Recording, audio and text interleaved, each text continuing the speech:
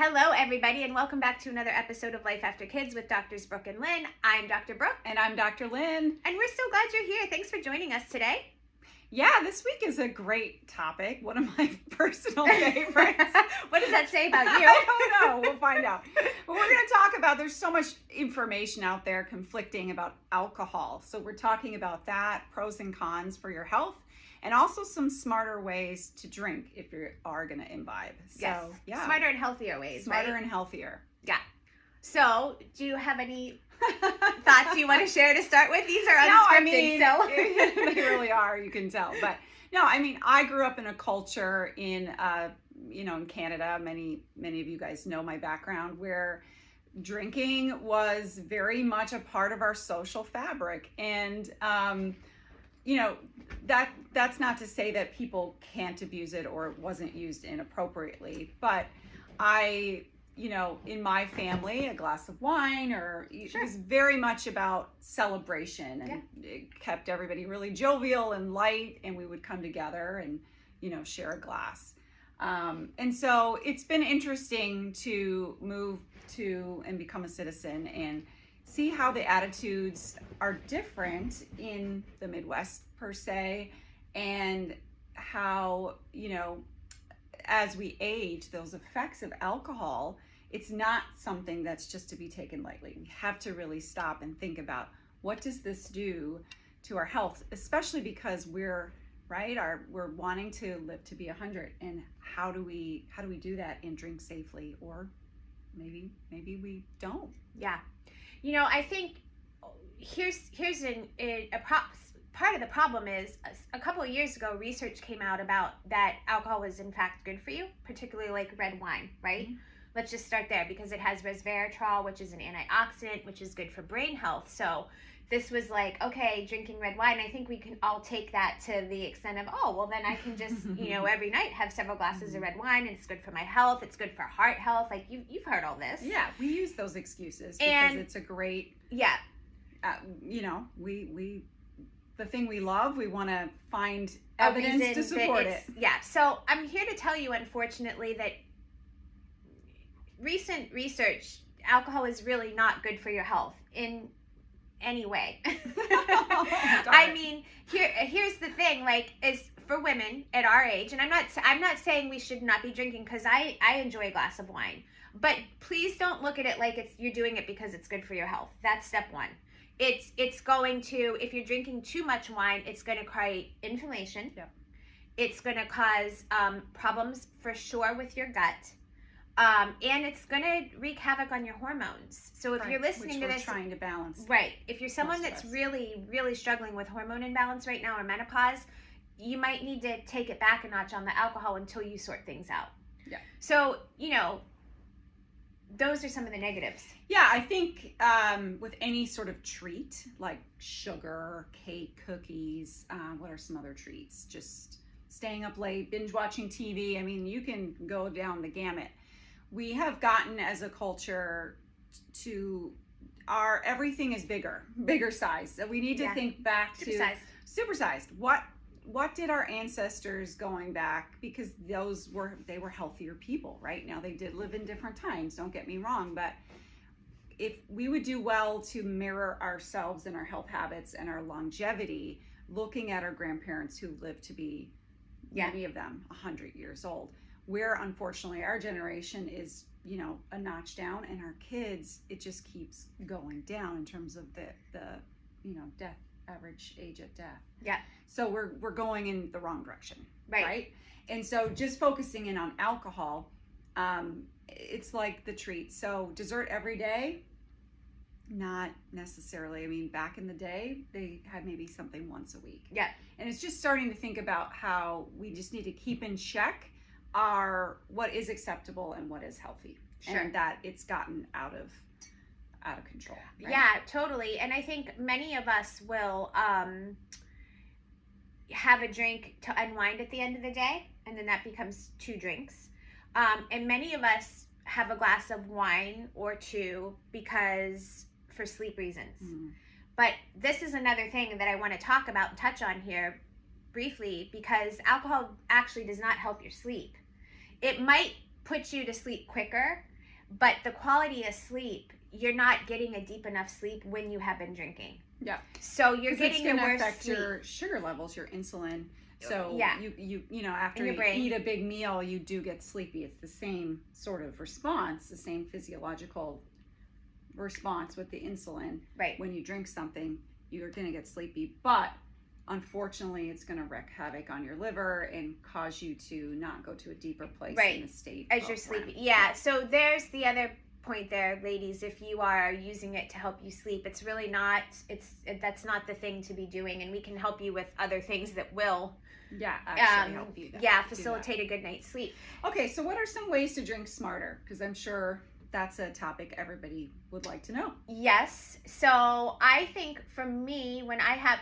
I don't drink a ton, but I do enjoy a drink, and that's the positive of drinking, right? Like, it's a way to come together with friends. It's a way. There's balancing longevity with like enjoying life. Right. So where do you find that meat in the middle? Right. So when my dog, hi London, Bristol. So I would do, I'll stick to wine typically, and I'll do like. Why is that? Because it tends to be I drink high in alcohol content. I don't even actually know if it's less high in alcohol content. It is. Okay, I stick to wine, and it's typically a Dry Farm, or it's typically something from. And if you don't know of Dry Farm, it's a wine company that focuses on low sugar, low toxicity wine, right? Yeah, because conventional farming of grapes can be a lot of pesticides, a lot of just making those grapes really big, so they water them so they get nice and juicy. You know, those table grapes that we eat that are so high in sugar. Those are the wines that you buy conventionally versus the Dry Farms where they don't water the grapes. They're very smaller berries. They're tartar, less sugar content, and then they don't put a bunch of pesticides. A lot of times they're organically farmed, etc. So it's just lower in sugar overall as a product. So I'll stick to that, and there is some resveratrol in red wine, you know, so I like a glass of red wine, especially a good glass that I can enjoy with a meal. I really love champagne as my go-to, but it has to be a good quality champagne, otherwise you will get a headache. But that's definitely lower in sugar and alcohol content. So for me, that works well for my body. Okay. And I love the taste of it. So far we have choose alcohol that's lower in alcohol content. Eat with a meal wherever possible. Never consume without eating, right? Because then it's just going to go to your liver and tax your liver. Right. And get your digestion and your blood sugar way off. Right. Also about timing. When do you recommend drinking? We've talked about this before. I always joke, and I think I've said this in other vlogs, that like, if I'm gonna drink, I'm a day drinker, which sounds ridiculous, but champagne for breakfast.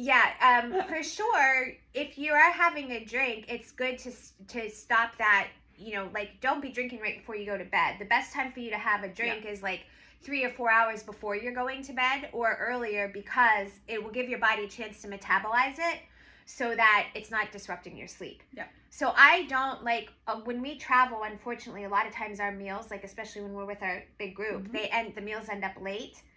And that's like a tough thing to navigate, because you want to have a drink with the meal, but I know like, oh, we're going to leave here and go right to bed. And so some days you get off, but in general, you strive to do it earlier in the day, 2 to 3 hours before bedtime, 3 to 4 hours before bedtime. I think so. What do you say? You know, when I go out to dinner, and we eat early typically, but I really enjoy a cocktail. I don't know how many women out there, where something that's mixed, that's just, it's flavorful and something you can't get at home. Yeah. I really enjoy that with both my food and a drink at a dinner. But choose cocktails that would have lower sugar. You can order your margarita skinny, meaning just without the sugar syrup or the agave. You can choose, you know, read the ingredients in the what they've listed for your cocktail, and maybe stay away from the juices, and you know, because those again are going to be much more concentrated in sugar. It's not the alcohol at that point, it's the sugar that's just really going to add to everything and disrupt your sleep, disrupt your hormones, and cause you to gain weight. Yeah. I think if you're doing like a mixed drink or a cocktail, clear liquor is typically better.